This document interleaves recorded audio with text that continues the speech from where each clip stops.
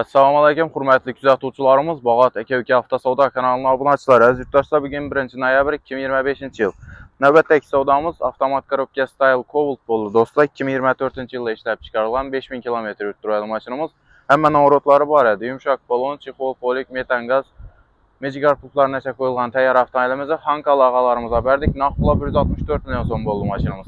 Alğan ağalarımız video atışını haqlamadı. Üst səbəbdən özlərimiz reklama qılıb bərk tutmuş. Bir xatar maşını görüb ötəmiz dostlar. 2024 yılda işləb çıxarılan maşınımıza yumşaq ərçəbalı olaraq ustanovka qılınğan. Yürgən probegi 5000 kilometrədir maşını dostlar. Kraskələr həm 100% radnoy. Zoltsa sistemədəki maşınımızı Hankala verdik. Alğan bıratla düşüşünü haqlamadı. Gələ öyrətsə dostlar. Gündə zor senalada maşınlarını sizlərə sodaqlıq bərabərəmiz. Gəlib xarid qıla öyrətsə dostlar. Həmmələrinizi küçük qalamız. Satıladan maşınlarınız olsa bemalak gələ öyrətsə, gələcək naxalamız. Gəlişməsək satıb bərk variantları var. Rəhmət.